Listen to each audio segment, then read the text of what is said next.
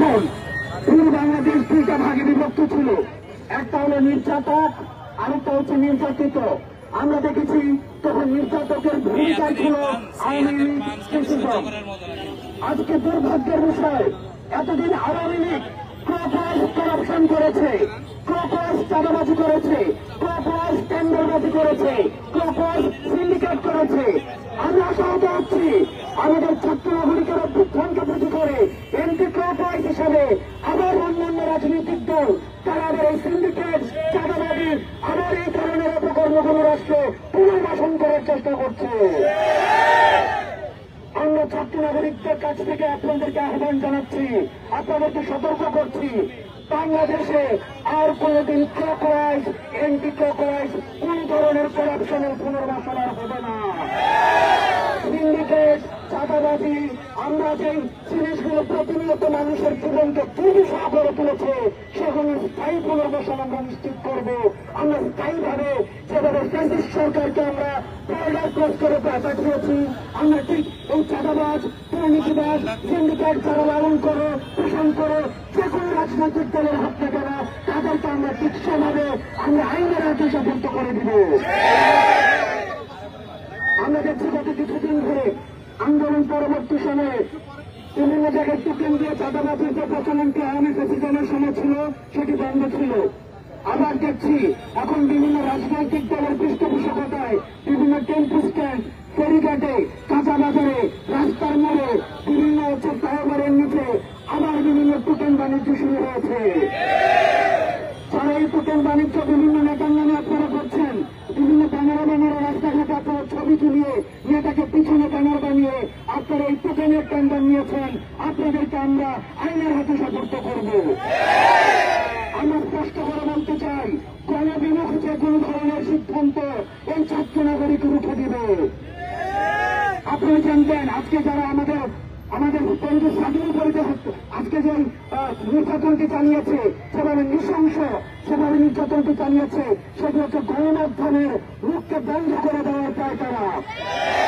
আমরা প্রেসিডেন্টের সরকারের সময় দেখেছি সরকার ইন্টেনশনালি তারা কথা বলতে চায়, দুর্নীতির বিরুদ্ধে দাঁড়ায়, সিন্ডিকেটের বিরুদ্ধে দাঁড়ায়, তাদেরকে আইনে ধরে পাঠিয়েছে, তাদেরকে নিউজ করে দেওয়া হয়েছে, তাদেরকে গুম করে দেওয়া হয়েছে।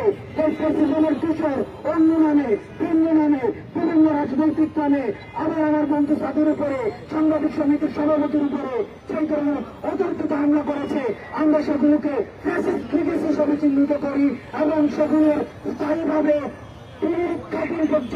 আমাদের স্থায়ীভাবে সম্মানের প্রদান না হওয়া পর্যন্ত আমাদের আন্দোলন অব্যাহত থাকবে এবং চামিলি এবং বিএনপির যে স্বপন তাদেরকে দ্রুততম সময়ের মধ্যে আইনের আওতায় নিয়ে আসতে হবে।